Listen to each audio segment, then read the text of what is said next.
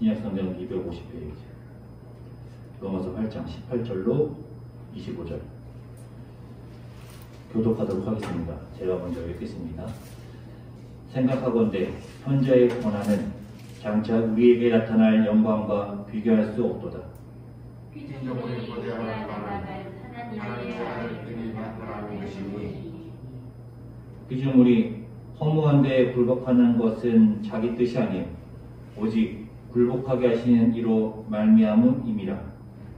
그 말하는 것은 피조물도 소년의 정도로 하는 데서 해방되어 하나님의 자녀들의 영광에 자기에 이르는 것이니라. 피조물이 다 이제까지 함께 탄식하며 함께 고통을 겪고 있는 것을 우리가 아느니라. 그뿐 아니라 또한 우리도 성령에서 입은 열매를 받을 우리까지도 서로 탄식하여 양자를 걷고 우리 몸의 생명을 기다리느니라. 우리가 소망으로 구원을 얻었음에 보이는 소망이 아니니 보는 것을 누가 바라리요. 만일 우리가 보지 못하는 것을 바라면 참음으로 기다릴지니라. 아멘.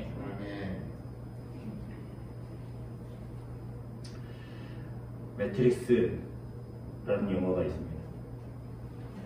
보신 분도 있겠지만 안 보신 분도 있을 수 있으니까요. 무슨 영화냐면 배경은 이렇습니다.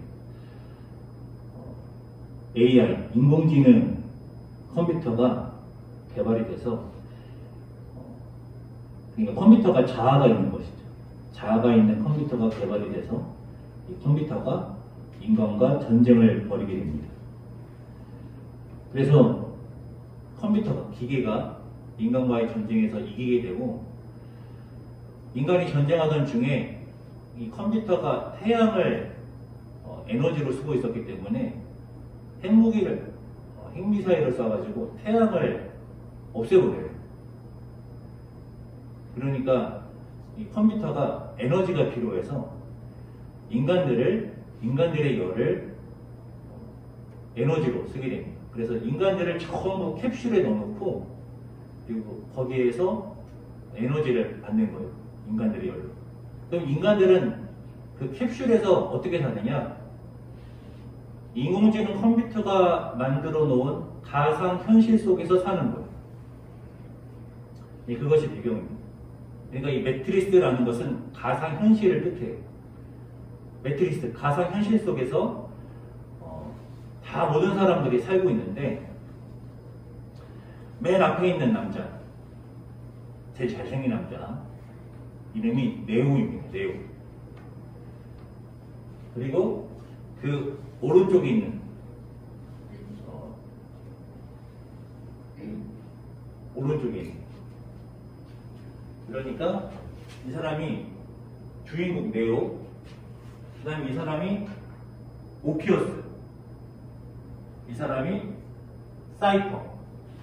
이 여자 주인공 트리니티는 이 이야기에 등장하지 않으니까 네오, 모피어스, 사이퍼. 이 세 사람의 이름을 우리가 기억해야 되는데요. 이 네오는 가상현실 세계 속에서 살고 있었어요. 가상현실 속에서 살고 있지만 거기가 현실인 줄 알고 사는 것이죠. 그런데 어느 날 모피어스가 이 네오에게 찾아옵니다. 찾아와서 진실을 알기 원하느냐, 진리를 알기 원하느냐, 그렇게 물어요. 그러면서 이제 빨간 약과 파란 약을 딱 보여줍니다. 빨간 약을 먹게 되면 내가 진리를 알게 되고, 파란 약을 먹게 되면 그냥 지금 사는 것처럼 살게 된다. 그러니까 당연히 주인공은 빨간 약, 진실을 알게 되는, 진리를 알게 되는 빨간 약을 먹었겠습니까? 그냥 그대로 살아가는 파란 약을 먹게 되었겠습니까? 빨간 약을 먹어야 이야기가 진행되겠죠. 파란 약 먹으면 그냥 살던 대로 사는 거니까. 주인공이 모피어스가 주인공 잘생긴 네오에게 파란 약, 빨간 약 뭘 먹겠냐 하니까 이 네오가 빨간 약을 먹게 돼요. 나는 진리를 알겠다. 빨간 약을 먹게 됩니다. 그래서 이 주인공은 가상현실 속에서 깨어나게 됩니다. 잠에서 깨어난 것이죠. 잠에서 깨어나서 현실을 마주하게 되는데요. 현실은 뭐냐? 우선은 태양이 없으니까 어둠밖에 없고요. 그리고 이 가상현실 속에서 빠져나온 사람들이 있어요. 주인공 뒤에 있는 사람들은 다 가상현실 속에서 빠져나온 사람들이에요. 이 사람들이 가상현실 속에 있는 사람들을 한 명씩 꺼내는 거예요. 빨간 약, 파란 약 보여주면서. 현실로 진실을 알게 됐는데, 진리를 알게 되었는데, 현실은 태양도 없는 상태고, 인간은 컴퓨터에게 진 상태잖아요. 그래서 늘 기계에게 쫓겨 삽니다. 진리를 알았더니 더 피곤해지는 거예요. 진리를 알게 됐더니 현실은 더 비극적인 거예요. 가상현실은 그냥 우리들의 이 삶이에요, 삶. 하지만 진짜 현실은, 진리는 아주 처참했던 것이죠. 맨 오른쪽에 있는 이 사이퍼라는 사람, 가상현실에서 빠져나온 사람, 이 사람은 늘 후회하고 있어요. 내가 그때 왜 빨간 약을 먹었을까? 그냥 파란 약을 먹었어야 될 텐데. 그래서 이 무리를 배신하는 배신자가 되게 됩니다.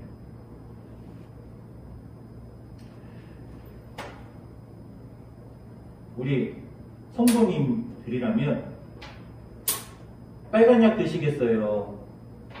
파란 약 드시겠어요? 빨간 약을 먹으면 아주 처참한 현실에 직면하게 되고, 파란 약을 먹으면 그냥 가상현실 속에 이렇게 사는 모습 그대로 살다가 죽는 거예요. 빨간 약 드시겠습니까? 파란 약 드시겠습니까? 저는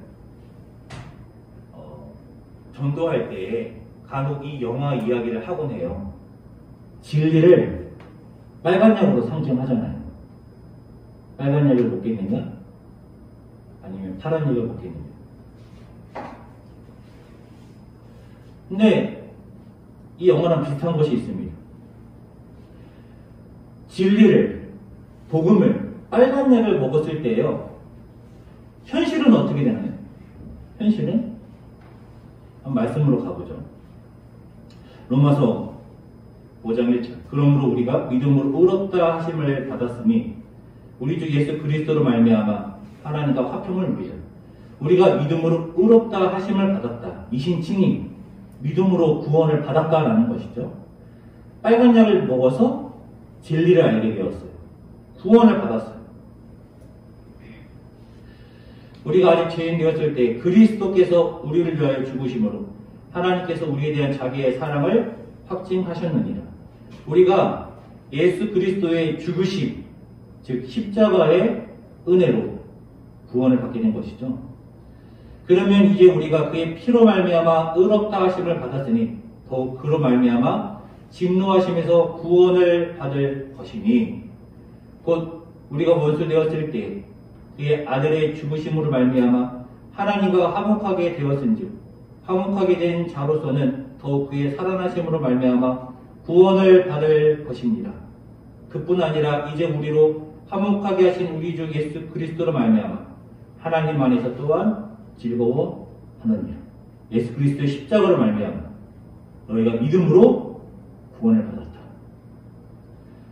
그러면 구원을 받았으면 어떻게 됩니까? 구원을 받았으면 그 전에 있던 고난이, 고생이 없어지고 형통해지는 것이 아니라 이때까지 인생에서 겪던 고난 플러스 예수님을 믿는 믿음 때문에 겪는 고난이 더해지게 돼요. 구원을 받았다고 하는데 삶이 나아지기는커녕 더 힘들어진단 말이에요. 마치 매트리스에서 진리를 알게 하는 빨간 약을 먹었을 때에 그것이 구원이라고 한다면 더 나은 삶이 주어져야 되는데 나은 삶이 주어지기는커녕 더 고생스러운 현실을 맞닥뜨리게 되는 것이죠. 우리가 지금 로마서 5장 말씀 나누는데요. 그래서 로마서 5장 3절에서 뭐라고 하느냐? 다만 이뿐 아니라 우리가 환난 중에도 즐거워하나니 이는 환난은 인내를. 환난 이야기하는 거예요. 로마서 5장에서 예수 그리스도의 십자가의 은혜로 믿음으로 너희가 구원받았다 말하면서 왜 환난, 고난 이야기 하냐고요.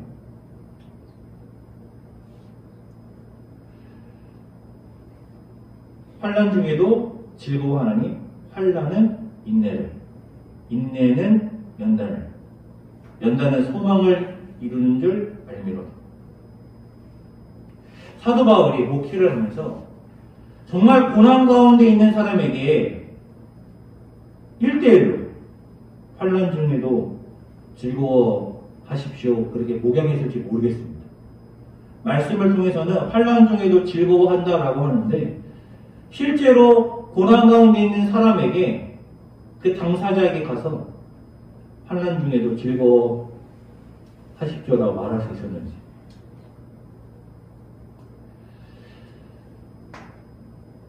소망이 우리를 부끄럽게 하지 아니함은 자 로마서 5장에서요 구원 얘기 나누었어요. 예수님을 통한 구원, 믿음을 통한 구원. 구원을 얘기하면서 그리고 또 고난을 얘기했어요. 고난, 환난. 그리고 그 다음에 무엇을 이야기합니까? 소망을 이야기해요. 소망이 우리를 부끄럽게 하지 아니하는 우리에게 주신 성령으로 말미암아 하나님의 사랑이 우리 마음에 부음과 되매니. 아멘. 로마서 5장에서 성령이 나옵니다. 로마서 5장 5절 성령이 나오기 전까지 성령이 나온 적이 없고 로마서 8장까지 또 성령이 나오진 않아요.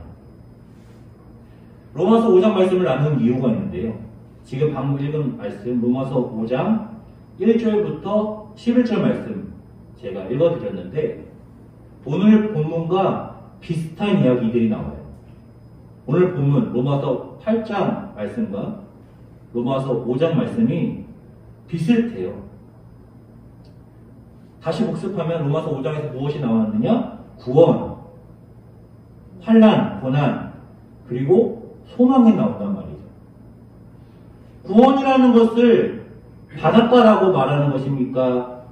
예수 그리스도의 십자가, 믿음으로 너희가 구원을 받았다라고 말하는 것입니까? 받아라, 앞으로 받을 것이다 말하는 것입니까? 너희가 예수 그리스도의 십자가로 믿음으로 구원을 받았다라고 말한단 말이에요. 그런데 왜 소망을 말할까요? 소망은 이루어지지 않은 미래의 것을 바라는 거잖아요. 그러니까 로마서 5장에서도 구원을 받았음에도 왜 고난이 있느냐? 구원이 완성된 것이 아니고 완성된 구원을 향한 소망이 우리에게 있다는 거예요. 그리고 그 소망은 반드시 이루어지는데 왜냐?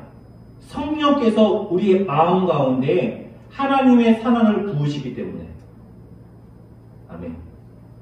자, 그러면 오늘 본문으로 가보죠. 로마서 8장 18절. 생각하건대 현재의 고난은 지난 시간에 어떻게 말씀이 마무리되었죠?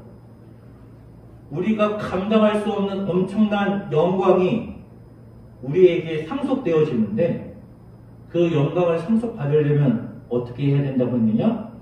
그리스도의 고난에 동참해야 된다고 했어요. 그리고 나서 오늘 본문에서 현재의 고난, 그러니까 그리스도의 고난에 이미 동참해 되어 있는 상태인 거예요. 예수님을 믿는 자는 성령의 인도하심을 받는 것이고 성령의 인도하심을 받는다라는 것은 예수님께서 가신 십자가의 길을 간다라는 것입니다. 물론 여기서의 고난은 예수님을 믿기 때문에 받는 고난만 말하는 게 아니에요. 예수님을 믿기 전 그 전에도 고난이 있었어요. 그런데 예수님을 믿고 났더니 그 전까지 받던 고난 플러스 예수님을 믿는 믿음 때문에 받는 고난이 더해진단 말이에요.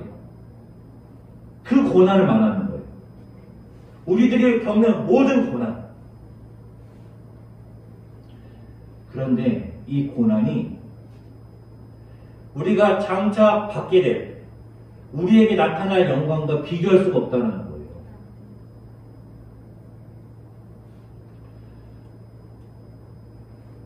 19절 같이 읽죠. 시작. 피조물이 고려하는 바는 하나님의 아들들이 나타나는 것이니. 여기서 피조물은 무엇을 뜻하느냐? 인간을 제외한 모든 피조물을 뜻합니다. 하나님께서 이 세상을 창조하셨잖아요. 태초에 하나님이 하늘과 땅을 창조하셨는데, 그런데 이제 뒤에서 인간이 나오기 때문에 여기서 나오는 피조물은 인간을 제외한 피조물. 우리의 환경, 우리의 자연, 더 나아가서 우주까지를 말하는 거예요.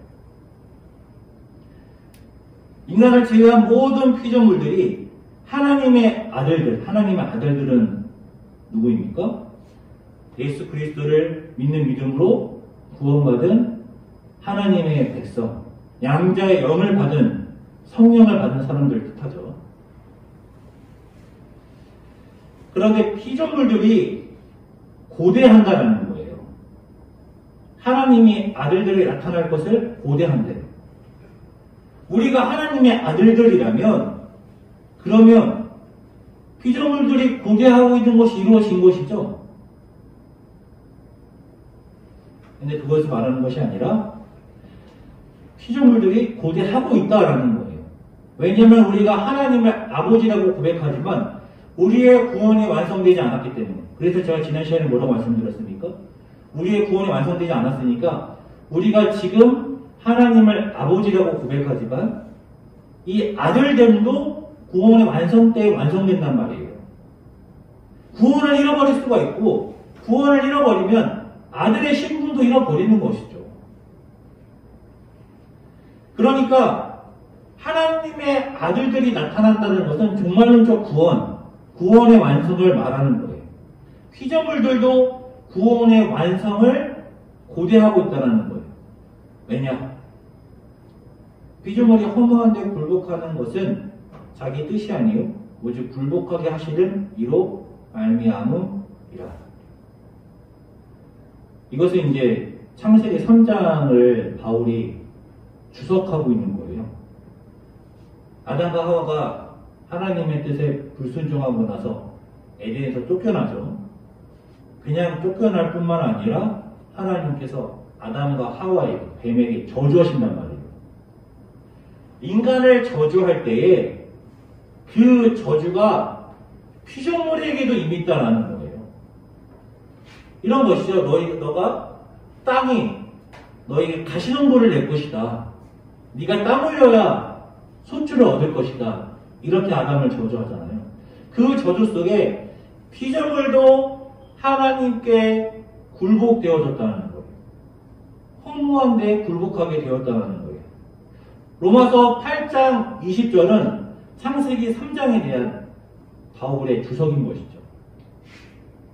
그 바라는 것은 피조물도 썩어짐의 종로를 한데 해방되어 하나님의 자녀들의 영광에 자유에 이르는 것이니라. 피조물도 구원을 받습니다. 피조물도 구원을 받아요. 이게 무슨 말이냐? 이사야 65장 17절 같이 읽죠. 시작. 보라, 내가 새하늘과 새 땅을 창조하나니 이전 것은 기억되거나 마음에 생각나지 아니할 것이라. 한 말씀 더 보죠. 그 다음 장 이사야 66장 22절 시작. 내가 지을 새하늘과 새 땅이 내 앞에 항상 있을 것 같이 너희 자손과 너희 이름이 항상 있으리라. 여호와의 말이니라. 이사야 새하늘과 새 땅의 창조 말씀은 이스라엘 향한 약속이에요. 이스라엘을 향한 약속이지만 이제 그 약속이 우리들에게 이어진단 말이에요. 왜냐면 우리가 믿음으로 아브라함의 자손이 되었기 때문에. 그래서 이 언약은 우리들의 언약이 되었어요. 그런데요, 하나님께서 새하늘과 새 땅을 창조하신대요. 새하늘과 새 땅을 창조하시면 지금의 하늘과 땅은 어떻게 되는 건가요? 지금의 하늘과 땅은? 자, 우리가 구원을 받으면 어떻게 됩니까? 우리가 종말론적인 구원을 받으면 새 몸을 얻게 된단 말이에요. 그러면 그전 몸은 어떻게 돼요? 썩어져 없어지죠. 그전 몸은 썩어져 없어지고 주님께서 우리에게 영원한 새 몸을 주신단 말이에요. 그것이 구원의 완성인 것이죠. 마찬가지로 하늘과 땅에게도 이 우주 만물도 하나님께서 새롭게 창조하시는 거예요. 우리가 구원을 받았음에도 불구하고 구원의 완성에 나아가야 하듯이 이 우주 만물도 구원의 완성이 임할 때에 새하늘과 새 땅으로 창조되어질 때에 피조물들도 구원을 받는 거예요. 우리가 새 몸을 입는다고 하면은요, 영원한 새 몸을 입는다고 하면 그 새 몸이 살아갈 환경이 있어야 될 거 아니에요. 어떤 환경에서 우리가 살아가는 것입니까? 새하늘과 새 땅에서 사는 거예요. 그것을 피조물들이 강구하고 있는 거예요. 그러니까 피조물들도 구원을 고대하고 있는 거예요. 피조물이 다 이제까지 함께 탄식하며 함께 고통을 겪고 있는 것을 우리가 압니다. 우리만 고통을, 우리만 고난과 환난 속에 있는 것이 아니라 인간의 타락함으로 이 우주 만물이 함께 고난 가운데 있다라는 것이죠. 그뿐 아니라 또한 제가 피조물은 인간을 제외한 모든 것이라고 말씀드렸습니다. 그래서 이제 인간을 제외한 모든 피조물에서 인간에게로 넘어오는 거예요.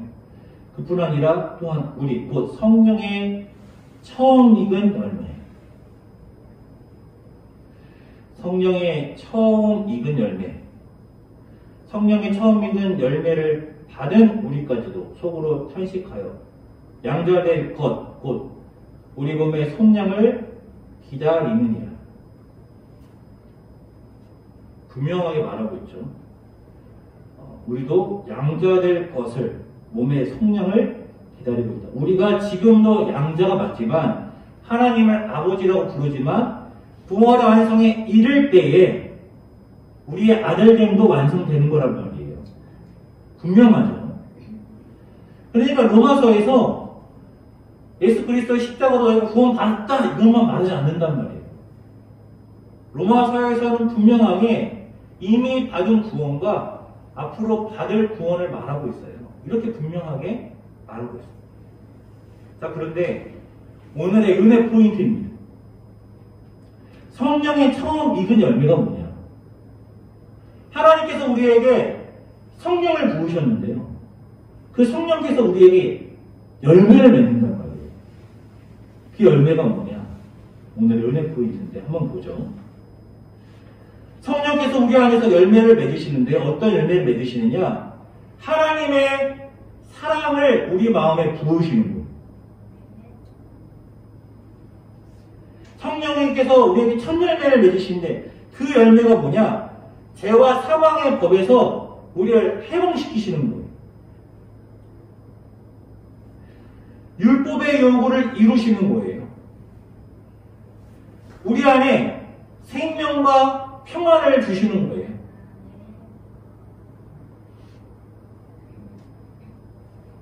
우리는 성령으로 살아나는데, 자 보십시오.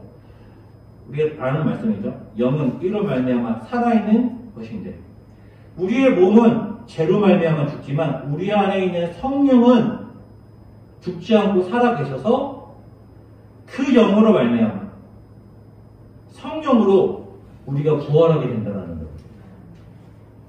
자, 그러니까 성령의 열매는 무엇이냐?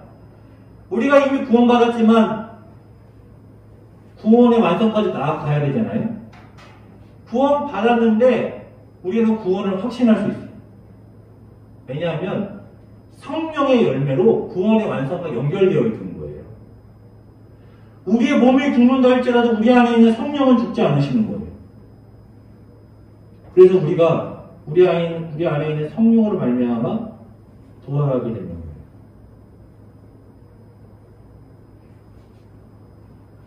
우리는 성령으로 말미암아 하나님의 아들이 되는 거예요. 성령의 철령매, 성령께서 우리를 너희는 하나님의 자녀라고 증언하시는 거예요. 우리 안에 성령께서 계심으로 우리는 하나님의 상속자 그리스도와 함께 그 찬란한 영광을 하나님의 나라를 유업으로 얻게 되는 거예요.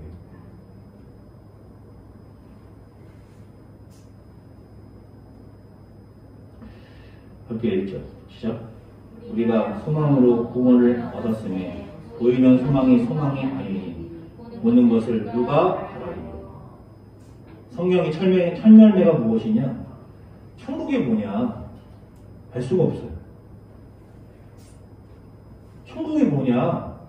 볼 수가 없어요. 알 수도 없고 볼 수도 없는 것을 어떻게 소망하냐고요. 우리 안에 있는 성령께서 그 소망을 주시는 거예요. 그거 너무 좋은 거야. 어떻게 알아요? 말씀을 통해서도 알 수가 없는데, 볼 수도 없는데. 그런데 우리 안에 있는 성령께서 그 찬란한 영광을 소망케 하시는 거예요. 그것이 성령의 철면명인 거예요. 만일 우리가 보지 못한 것을 바라면 참음으로 기다릴 지니라.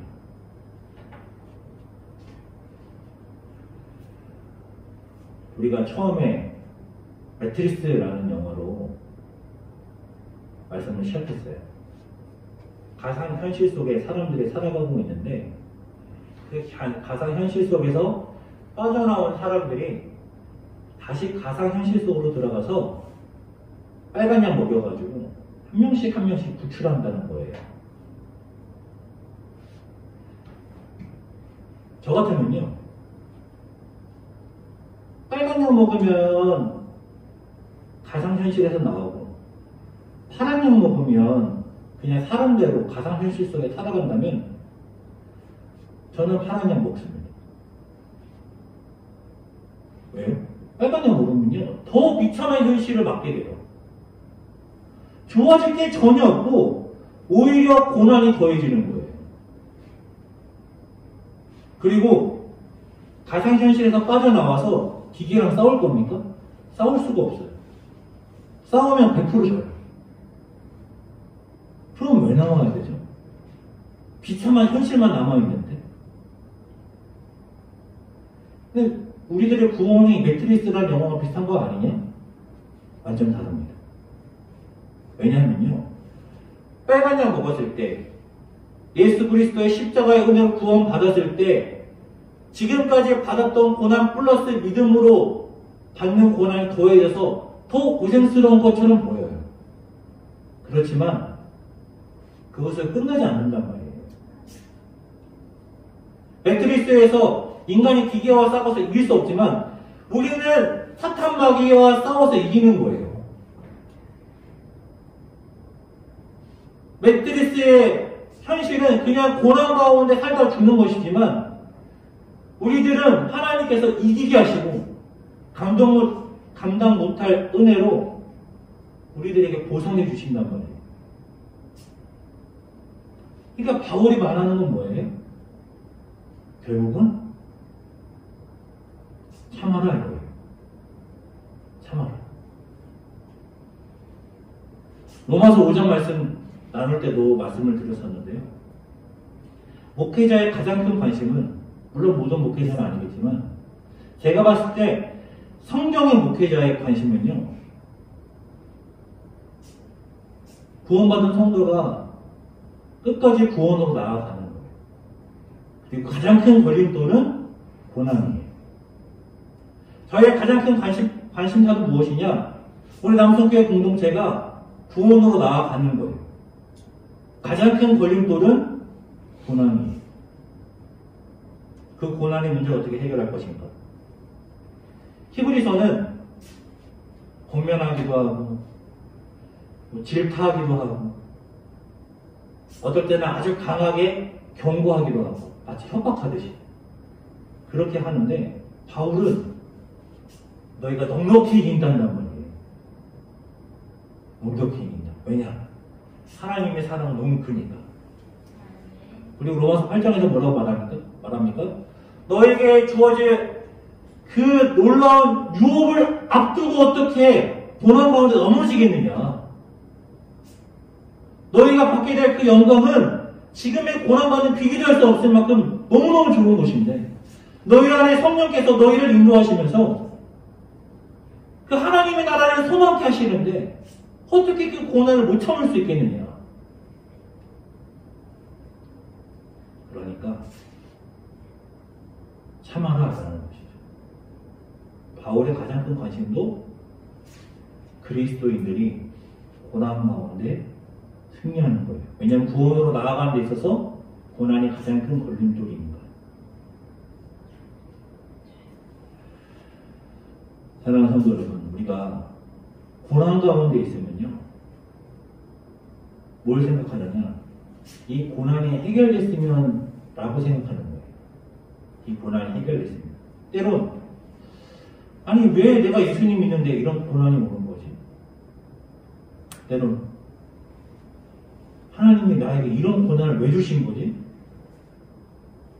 하나님 탓하기도 하고 하나님에게서 원인을 찾기도 하죠. 대체 이 고난은 언제 해결되는 거지? 고난의 문제, 악의 문제. 성경은 뭐라고 하느냐? 지난 시간에는 예수님도 그 고난을 겪었고 아들이 고난 겪으면 그걸 보고 있는 아버지도 그 고난 같이 겪는 거다라고 했었죠. 오늘 본문에서는 너희가 장차 받을 영광과 지금의 고난을 비교할 수 없어. 그러니까 조금만 참아. 라는 거예요. 우리의 인생은 찰나와 같습니다. 조금만 참으면 되는 거예요. 우리 안에 계신 성령께서 하나님 나라를 소망케 하시는 그 소망으로 견디는 거예요. 그렇게 승리하는, 그렇게 소망하는, 그렇게 참고 견디는 우리 남성께 성도될 수 있고 주님의 이름으로 축원합니다. 아멘. 기도하겠습니다.